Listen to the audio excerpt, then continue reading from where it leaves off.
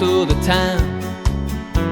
Left Alaman and then no side door. All right, here we go. Another Square Dance Callers Talking. Tonight I am talking to Mike Hogan. Mike is he lives in Nebraska. He's not currently there. He's going to tell you about that. We're going to talk about some square dancing tonight. Mike, how are you, buddy? I'm doing well. Thanks, Charlie. How are you? Very good. It's a pleasure to get to talk to you. We've met once or twice at conventions. We've never had the opportunity to have conversations. So we're going to do some of that tonight. First of all, Mike Hogan from Nebraska. What do you do?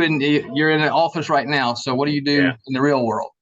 So my real job, if you want to say that, is I work for iHeartMedia, and iHeartMedia is a major marketing corporation in North America. I'm a market president, which is our fancy word for general manager. Mm-hmm. I manage our operations in Sioux City, Iowa, and Ogallala, Nebraska, which is actually where I'm at right now.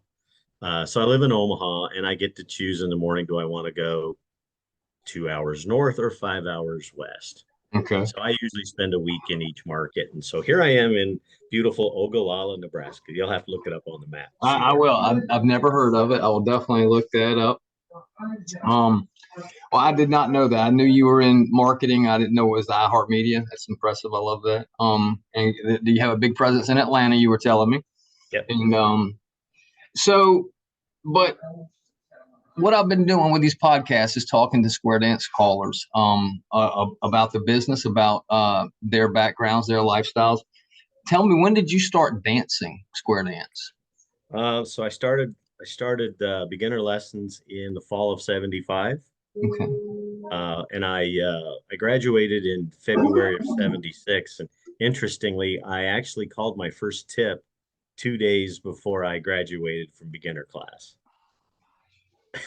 I hear that more than I would expect. Some people like right out of it, and some of those guys. I think Ted Lazat or somebody had told me they did it while they were still in mainstream lessons. They were doing dances, and mainstream lessons. Yeah, I just don't. Yeah, you just when I was 13 years old. Okay.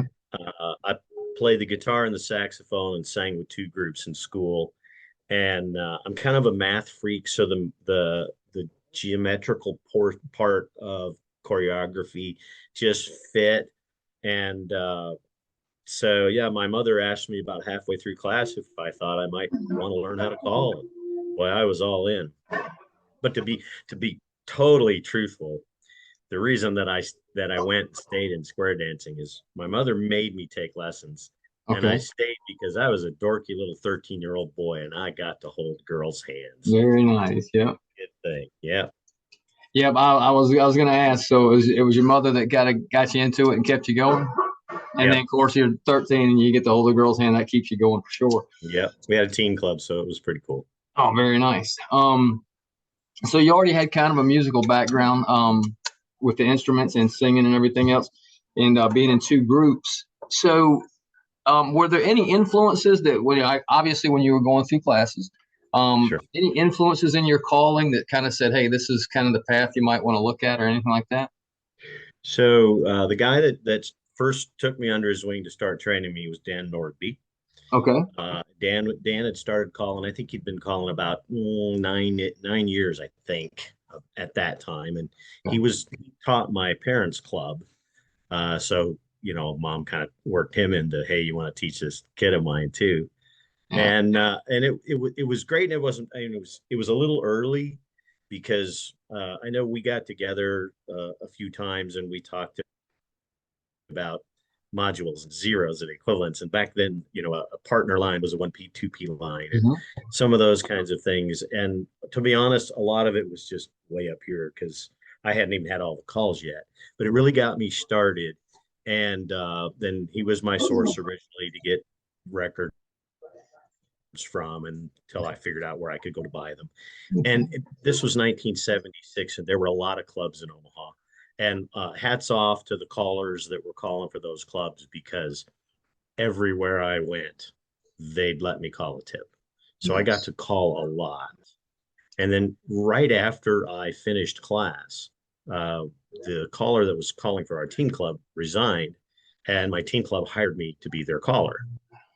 I mean, I was 1 month out of beginner lessons, and I got Wow, hired that is nice. club caller. And of course, I couldn't find my corner if my life Hmm. depended on it. But I was a teenager, and so that first year, I got to call for them. I got to teach for them, and teaching. If you want to learn, you want to learn the calls, starting formations, ending formations, teach, Absolutely. because it doesn't take long to figure out you can't do a right and left through from lines facing out because they'll Yeah. just look at you. So I got that opportunity. And then by the summer of the next year, I had two adult clubs that hired me to call for them as well. Wow. So right after my 15th birthday, I had three clubs calling all of their dances and teaching three sets of lessons. And when you get to call that much, Mhm. you're either going to learn it and get decent at it, or you're going to lose your jobs and nobody's going to hire you. Sure, sure. So I just had the opportunity to Yeah. early on to call a lot, Okay. and it really helped. So That, I see a lot of that because I've been calling for about 12 years. I just last year I got my first club, and for the years prior to that, I had it really. I was fortunate down here. We had 4, 5, 6 clubs around me in my general area, and every time I'd walk in the door, the caller would grab me and say, "Come up here, let's do something. Let's do a duet. Let's do that." But like you said, if you're not teaching or you're not doing it on a regular basis, you can have a really good night and then you're off for 3 weeks. You can't find anywhere to call and you lose yeah, all that. yeah, And I've seen a huge difference in myself in the past year and a half since I've had a club that I call every other Thursday. And then we do other stuff and I'm teaching with them also. Yeah, I can see that. I know the physicians and I can see the way it sets up now that I've actually taught them. yeah. So that is huge for that. So, you've done any traveling around calling? I travel a lot. Okay. Yeah, I do between 100 and 120 dates a year. Okay. Um, and I probably do 12 to 15 of those in Omaha. Mhm. Everything else is on the road. Wow. Okay. So for the most part, most of my travel is by car and 8, 9 hour radius of Omaha. But that picks up Denver, Chicago, Minneapolis, um, St. Louis, Wichita. You go north. There's not as much north of us, but I can go Okay. kind of as far north. And then I do 6 to 10 weekends a year. A few of them that I run, others that I'm just booked in once in a while as a guest caller, featured caller. So I call in Southern California usually 2 or 3 weekends a year. A little bit of Arizona, a little bit of New Mexico, a little bit of everything. Okay. Just That sounds did good. the Indiana State Convention. Mhm. My third time in Indiana. So yeah, I kind of get around. It's been interesting. I would call a lot more if I didn't have a real job, Yeah, but if I didn't have a real job, I wouldn't have much money to I pay for understand. Yeah, yeah. all that kind of stuff. So it's been a balancing act. Well, and that's the thing. Since I'm over here on the East Coast, a lot of you guys that work at the middle and the West, I don't get to see a whole lot of, with the Yeah, exception of conventions, caller labs, and national conventions and what have you. And I'm trying to hit all the state conventions at some point, but you can't do it. yep. Um, I'm just trying to pick and choose the ones. At some point, I want to get out toward California, but um, so in all those traveling and all that, do any of the halls, any dance floors jump out to you as just a memorable place that you get to call? Yes, yes. So there's a lot of church basements and all that Mhm. that we all call in. I think the one that would be the most famous, I guess, if you will, is the surf ballroom. Surf The, ballroom. the surf ballroom is located in Clear Lake, Iowa, and it is the last venue that Buddy Holly played in the night that he died in the plane wreck. Okay. And I've played that venue twice. Uh, that was kind of cool. Um, Albuquerque's got a great square dance hall. I just called a little over a week ago in Chicago, the club, which was Fox Valley Mixers. They dance in the Baker Community Center, which is a beautiful hall, wood floor, big stage, high ceiling. Gosh, but I've called in so many that I'm sure that I'm going to leave, a bunch of them. Oh, sure, sure. Yeah. Yeah. I mean, when you get to travel around like that, you get to see a lot of places, and there's a lot of school cafeterias, a lot of church basements, Yep.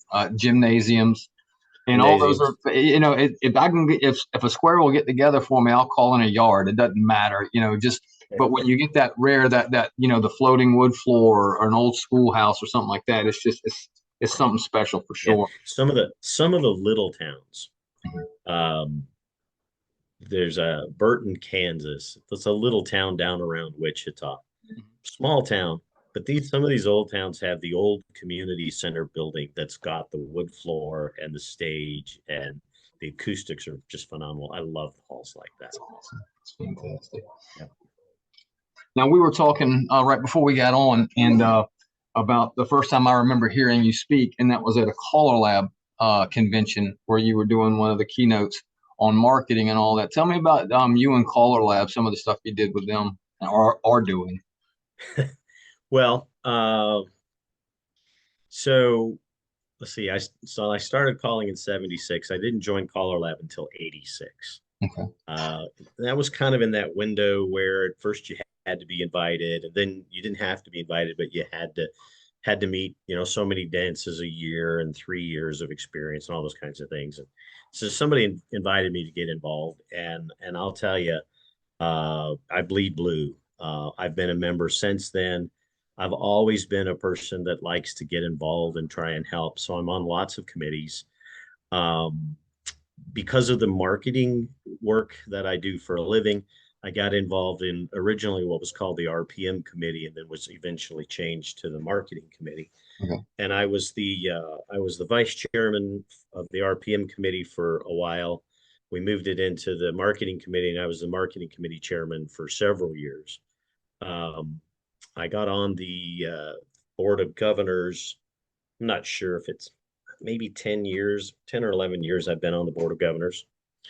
And then in that window, I've served 3 times on the executive committee, once as an EC member and twice as vice chairman, Colorado.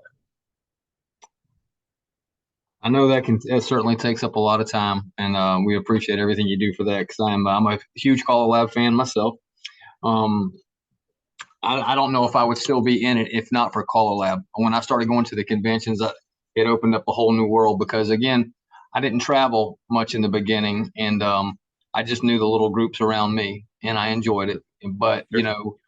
I wasn't a whole lot of learning. I had a few mentors in this area that been calling for a while, and they would say, "Hey, do this, do that." And but Callerlab, first couple of conventions, getting to meet people, that I bought their records and all that, and then I'm just sitting there talking to them. It's a whole nother world. Yeah, when you get into that space, I remember the first time that I was on the board of governors.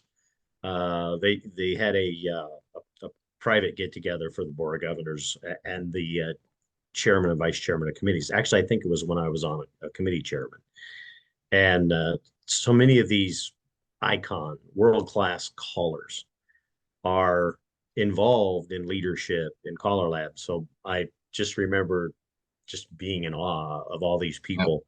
And today, all these people are my very good friends, and I'm still in awe of many of them. Oh, sure. The talent is amazing. Yeah.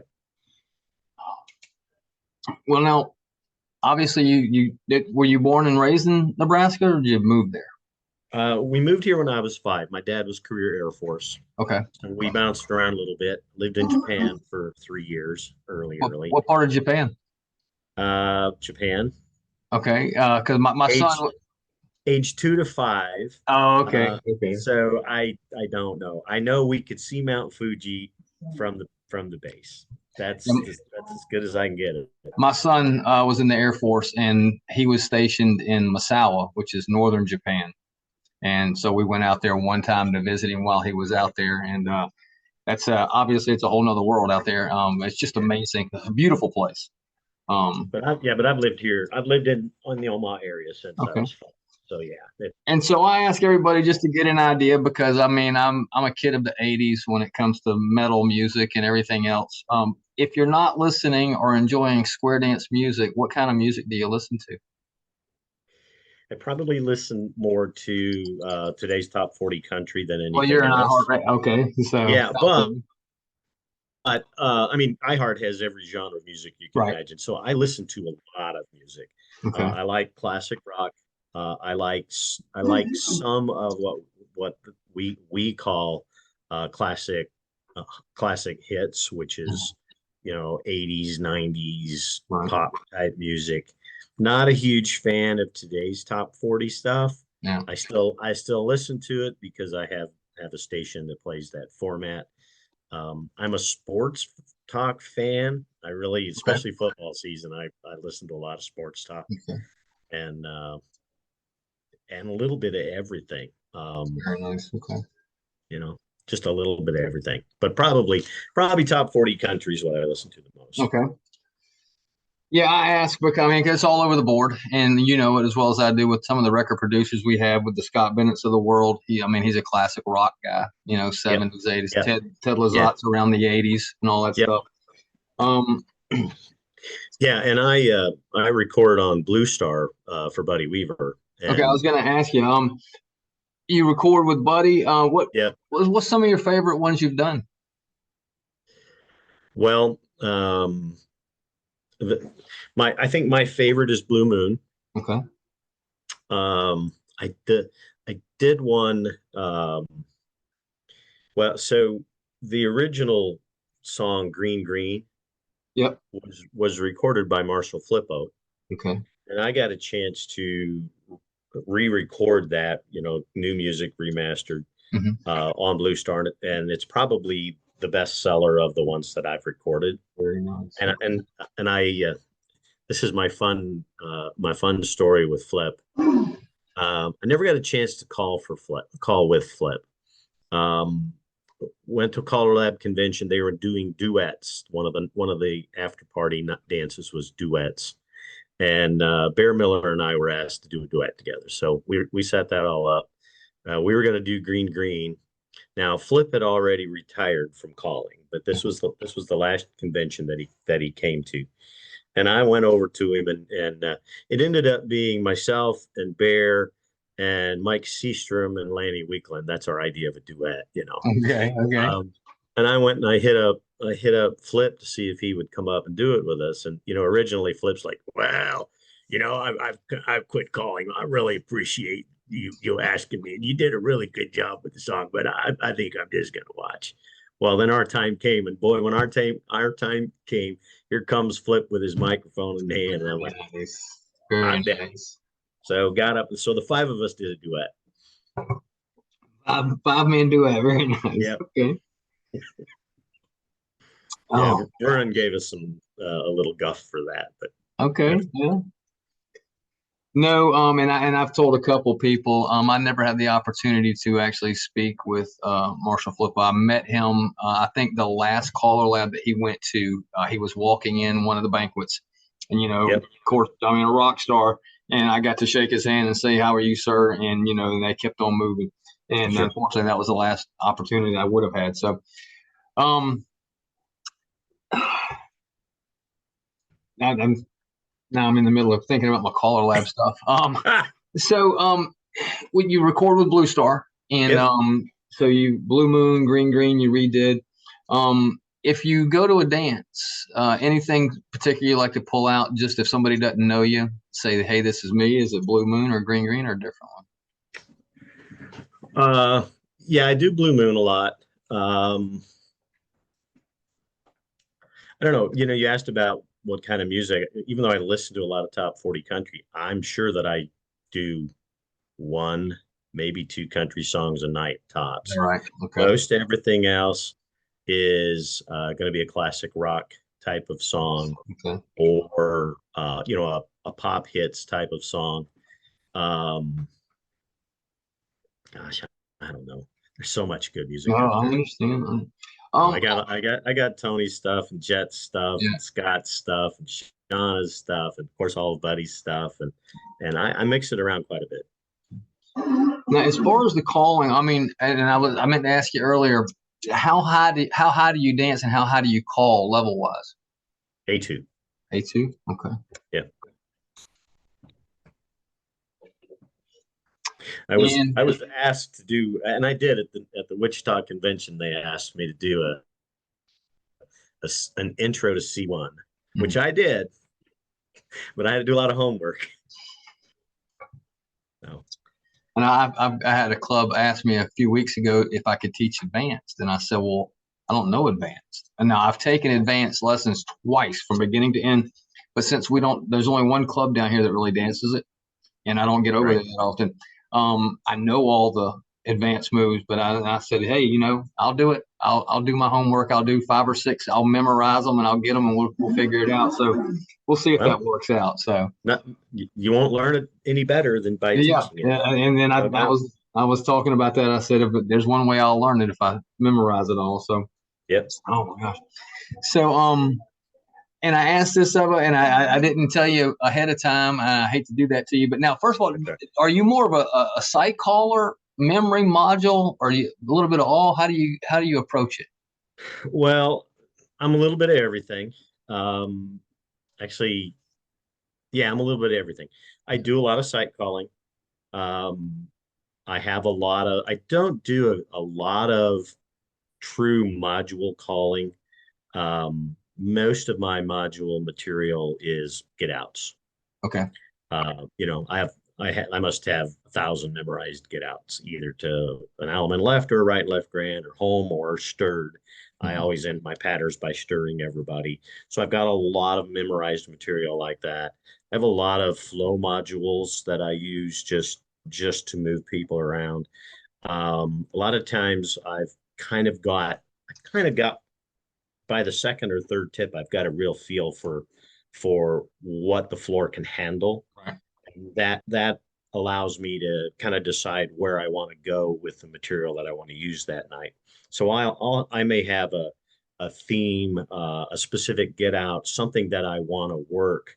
And so, once I have that, then I certainly have plenty of memorized stuff, but I really work more at watching and helping. And um, so uh, I would I would say that I would do probably about 80% of my calling is site calling to a specific setup for a memorized get out. Gotcha. Um, or a certain thing that I want to use, that I want to play around with. But right now I'm playing around with, even though it's mainstream. Jerry Story told me once when somebody was debating whether it's legal to do a certain call from certain positions, and Mhm. his philosophy, which I pretty much believe in, is I called it, they did it, therefore it's okay. Okay.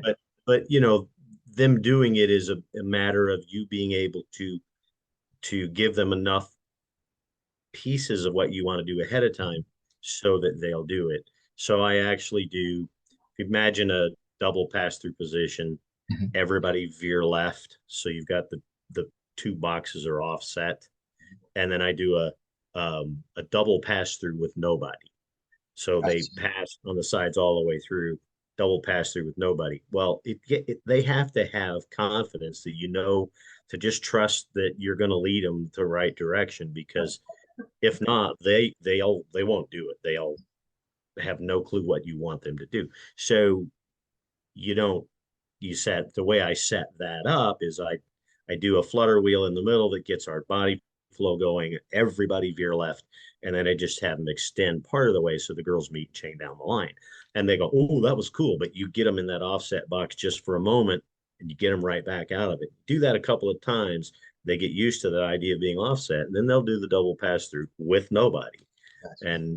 And you do it a couple of times, and then you move on. Yeah.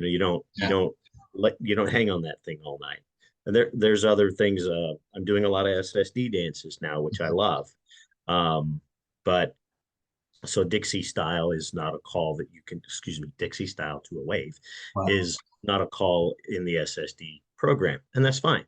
But I will do right and left through, put your lady in the lead, and that's all. They'll put them in the lead into a double pass through formation. I'll first do double pass through, girls you turn back, stuff like that to get them in that idea.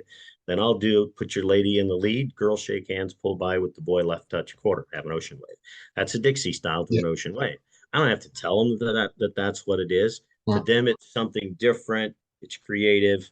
I do a lot of cross runs and cross folds at SSD because they're not used a lot, and I can do a lot of creative things with that. And by doing them once or twice, all of a sudden they'll just believe it, and I can take a half sashade two-face line, have everybody cross run into a right and a normal couple two-face line. Girls chain down the line, and they're out of it. And they didn't even know if they did it right or wrong. Those are the fun things about choreography. But I know there's people that aren't necessarily callers that watch this, so I'm gonna get off choreography. I've talked to a couple of people about that because early on, I would go to conventions, I would go to dances or whatever, and I would throw my phone up there at the stage and record. And I'd usually ask, I'd say, hey, Tony, can I record? She's like, sure. And I'd record, Tony Oxendine or whoever. And then I would go home, write it all out, memorize it, have it, and go into it. And I will break every single square down because it's the little helper words, put the lady in the lead. You leave that out. So you have to approach it exactly the way you're saying. You've got to build them up and be aware of what they can and can't do. And they have to have confidence in you. Yeah. That you'll get them there. And Charlie, if you've been doing this 12 years, you're probably getting there. But I've seen guys that are barely calling patterns that come up and record me. And, they love this really cool get out that I did. So they write it all down and they call it, and it fails miserably. They don't understand. I spent the first half of that entire tip showing them the bits and pieces to make that work. And they just don't know it. So, if you're really new at calling, if you've been calling for a couple of years, 5 years, don't try to do all the really cool but hard stuff, because you don't realize how hard it is. And you want those dancers. And every one of us, when we get done with a dance, I have this philosophy, and it's even ringing more true since COVID because we have a little bit smaller crowds. My job every night is to entertain everyone who came to my dance and not worry about the ones that didn't come to my dance. I'll worry about them at another time. But my job is to entertain everybody that came to my dance that night, be it a square, be it 50 squares. And, if I do that, they'll want me. I want them to leave going, we really had a good time. Can't wait till we dance to Mike Hogan again. So if you're a new caller and you're trying all this stuff that frankly is above your skill level at this point, you're hurting yourself. Right. Keep them dancing, keep it simple, keep them moving, have good body flow, work on timing. And if you do that, those dancers will continue to support you, and they'll book you more and more and more. And then 47 years later, you can do double pass through with nobody. Yes, I got you. And I do. I ask everybody on here, if you have any advice for callers that are brand new or 10, 12 years down the road. And you've already given that. Anything else for callers? Just advice wise? I mean, you've given just gold nuggets so far, but anything interesting. else? I just did a clinic for callers at the Indiana convention. And so I kind of, when I learned to call patter specifically, I got some help from Dan when we started that was a bit over my head. I got the opportunity to call a lot, and I really didn't get any coaching from anybody after that. Okay. So it wasn't until I went to my first caller school 7 years later that I learned what it was that I was doing, and that was actually correct. The biggest thing that school helped me with was timing, because the kids could drive 100 or could dance 100 miles an hour, and trying to back it off and make it more palatable, comfortable for older dancers was something that really helped me with. The other thing it really did for me is it boosted my confidence. So I told the story about how I learned to do patter. And my first advice for somebody who has decided they want to learn how to call is go dancing a lot. But now that you've decided you want to be a caller, start paying attention while you're dancing, specifically to the patter. What feels good? What doesn't feel good? You'll very quickly learn what's good hand usage, what's good body flow, and what isn't. I learned, I did like you said about recording. I recorded lots of callers, and I listened to those recordings just like I would listen to my favorite Billy Joel song. I listened to them over and over and over again. So even though I knew the sequence: swing through, boys run, couples circulate, chain down the line, flutter wheel, reverse flutter wheel, past the ocean. I I knew that sequence. I knew it started in an ocean wave. I knew it ended in an ocean wave. What I didn't know is what it did with any of the dancers, who moved, who exchanged. I didn't know any of that stuff. But because I'd learned, I had recorded and memorized what I had heard from a caller whose timing was right, whose hand usage was right, whose body flow was right.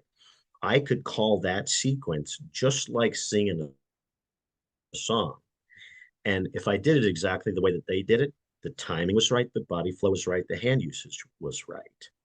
And while I was calling that, which I call a flow module, I could look around and figure out who's got their partner, who doesn't have their partner, and start trying to figure out how I'm going to resolve a corner.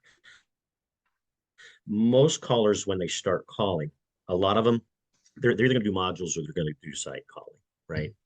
Well, to me, there's no such thing as extemporaneous site calling where you just call and all of a sudden there's a corner and you call element left. You have to do some form of resolution while you're doing that, which means you're going to have to get them into a partner line. And once you get them into a partner line, it's star through, square through, three. Or if they're out of sequence partner lines, it's star through, pass through, or slide through instead of star through, right? But you've got to be able to move them to that spot. So if you go dancing a lot, you'll learn hand usage and body flow naturally. And first, before you ever record, ask the caller if it's okay. Record them. Okay. I believe that recording a caller without asking permission first is rude. Sure, it is. I don't get all red-faced angry about it. It's just like, oh, you're recording me. Okay. Thanks for asking. Right. Yeah. It's a professional courtesy. Yeah. But if you do that and you listen to, you'll know very quickly the callers that are really good at their craft and the ones that need to work on it some more. And you should go dancing to all of them. But the ones that are really good at it, pay attention to what they're doing. Record them. Listen, learn some of their flow modules. You'll be able to keep the dancers moving while you're trying to figure out who's with who and how in the world do I get it back to a partner line, right? The problem for me with modules when you're learning to call is that writing down and memorizing a zero, great. But if all you have is a memorized or a zero written out on a piece of paper and you're reading it, you don't know timing, body flow, and hand usage. Yep. So dancing and recording and listening will help you a ton at that. And work on your craft. Always, never quit working on your craft. No, I tell most people just about every day, whether it be for 15 minutes or an hour, I'm doing some kind of choreography, whether it be with checkers, termination, something, writing something out, listening to stuff every day. And because I've told people, over the year and a half of COVID or whatever, where there was nothing. For about a year, there was nothing, and then it started here and there. I went to a dance when we started back calling, and for the life of me, I could not remember the word crossfire. I would get them in position and one night I stood and I just stopped and I said, what do we do from here? What's that word? I couldn't remember. So if you don't go every weekend or every week and do something, I tell that to my dancers. They're like, man, I'm just not getting this plus. I was like, well, you've got to go. You've got to go. You can't go every other Thursday to me. You've got to find other places and dance it. Yep.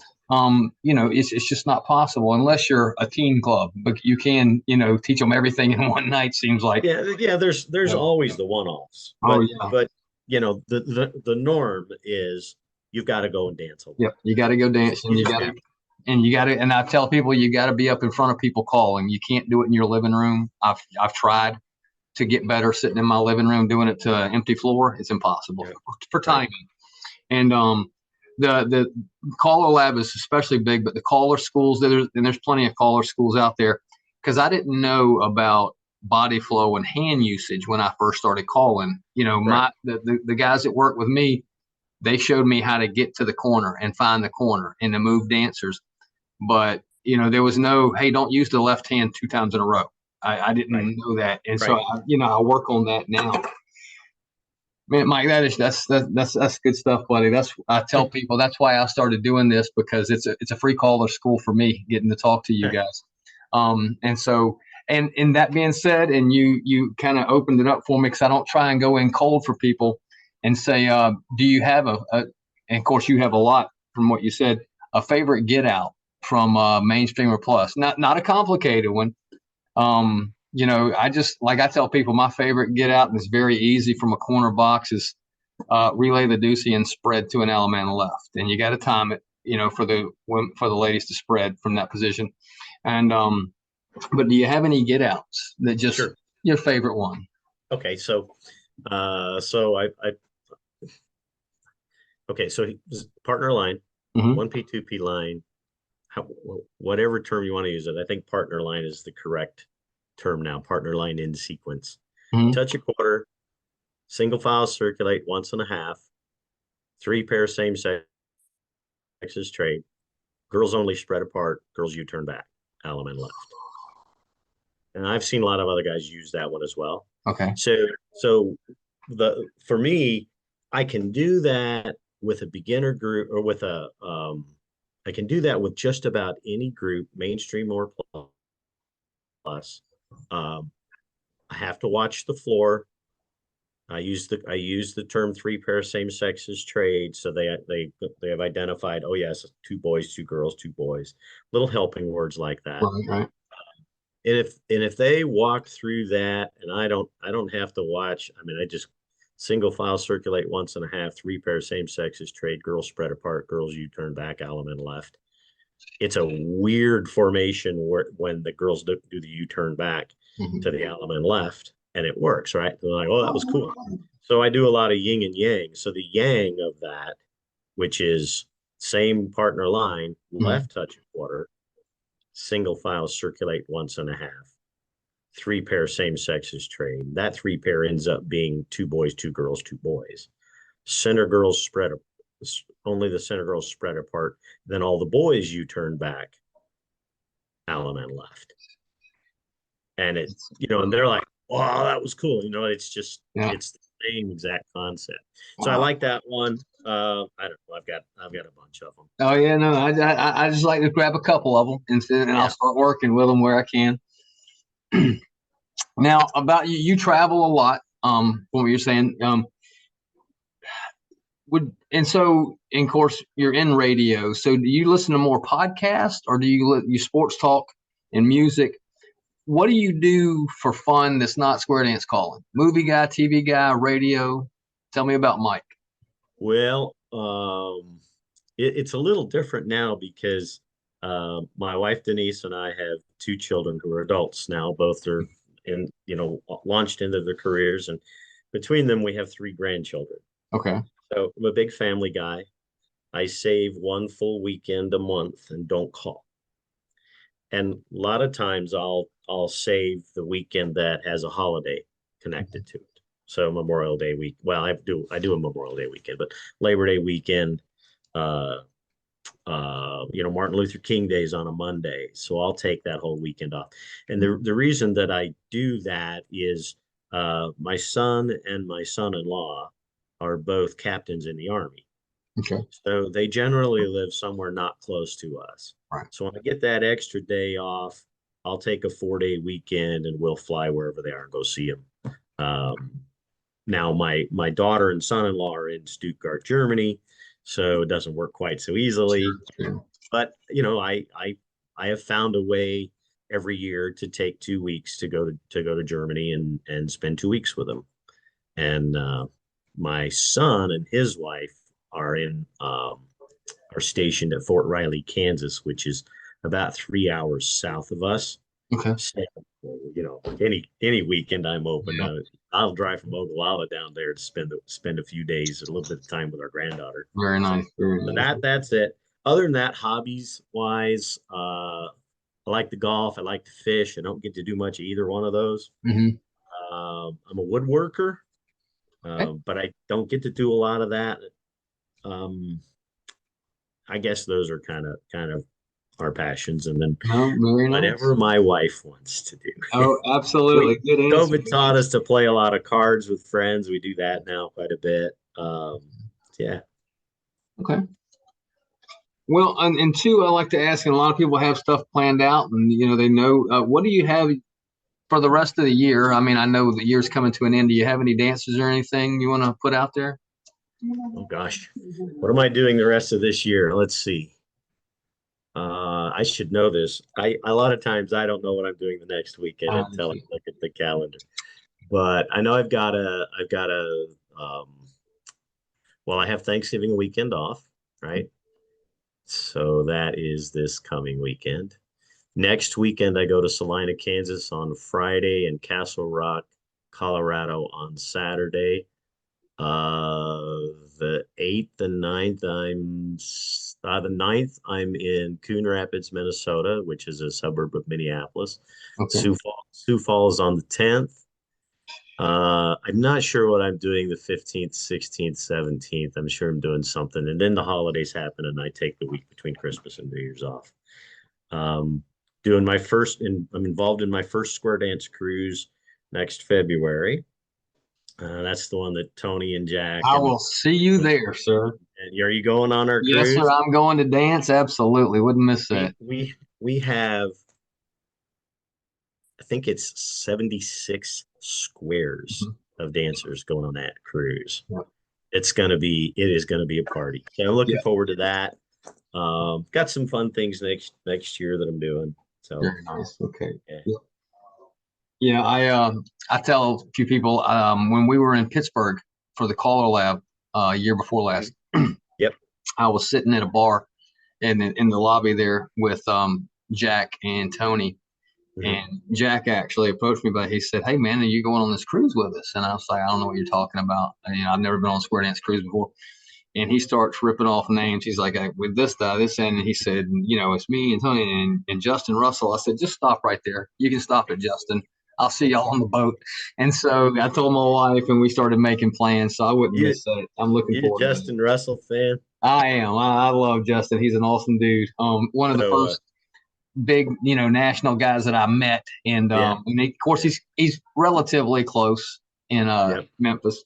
So yeah, big Yeah. fan of Justin's. He's funny. He and I do this Memorial Day weekend, and I had Hunter in the first year. A few years later, I had Justin in. We've done some other weekends together, and it's tough for me because I'm 61 and they're 34, Yeah. 35, and I just we've gotten to be such good friends that when we start talking, I always see Justin gives me guff for it all the time. I always sort of go into dad mode. Mhm. So they both call me faux dad. So Okay. Okay. you know what? Gotcha. I'm honored that they would do that. So Absolutely. Yep. I tell everybody the first time that I was like a fanboy years ago, Hunter. I'd only heard of him. He came yeah, down to get a dance in Kennesaw, and he's doing his Elvis thing and singing, and I was like, "Oh my God, who is this guy?" And then he started talking to me. I was like, "Oh my God, you're Hunter Keller," and he's talking to me. Yeah, yeah, and then hell, he was probably in his 20s then. yep. This was a few years ago. Oh my gosh, that's good Yeah. stuff. I met Justin at the Colorado Springs Callerlab Convention. I met him the morning that he was duct taped to a Duct tape rollaway to the bed. bed. Okay. Yeah. Oh my gosh, that's good. Well, we've covered everything I normally talk about. Now, Okay. you did say that you like sports talk with football. Are you an NFL guy or a college guy? Um, well, I'm a Nebraska Husker Nebraska fan. Cornhusker. Okay, Tough to be right now. Has been for the sure, last sure. decade. I'm a Kansas City Chiefs fan, Mhm. which sounds like a bandwagon guy, but my dad took me to my first Chiefs game when I was 10, so I've Very been a Chiefs nice. fan for all those years. I'm a Creighton basketball fan. Wow. Okay. And at 5'6" on a tall day, I know nothing about Creighton, but one of the stations that I worked for early in my career carried the Creighton basketball games. And I was involved with the department that put the game together on the commercial logs and made sure all the clients got their sponsorships and did all of that kind of stuff. And through that, the university came to the station one day and thought they wanted to do something nice for the people that take care of them. So I asked them for 4 tickets to a game sometime because I had never been to a game. Well, they gave me 4 season tickets. Wow. Nice. Yeah. And so my wife and I took the kids and we just became fans. Awesome. And yeah, they're pretty good right now. So that helps. Yeah. Well, Mike, I know you're in digital media and everything else with the thing. What is your website? What your personal stuff for square dancing? Your website, Facebook. What do you have for square dance stuff? The only thing that I have is I'm actually listed on the Nebraska website. You can choose caller. My entire schedule's there at least through 2024, and it's squaredancene.org. Just go there, or if you want to find my schedule, it's a funny thing about the internet. You just go to Google and you type in Mike Hogan, square dance Colorado. Bam, there it is. In fact, in this whole marketing thing, I should have my own website and all these things. I do have a Facebook page. You can find me on Facebook. We built the home that Denise and I live in now. We built in 2004. I have yet, since moving into that house, had business cards made up. Okay. Just Google me. I will. All right, I got you, buddy. Mike, is there anything else you want to cover or talk about that I can think of that I didn't think to ask you? I don't know. Yeah, I don't know. I mean, I'm a big family guy. Yeah. My passion is calling. It's my wife first, I guess. Right.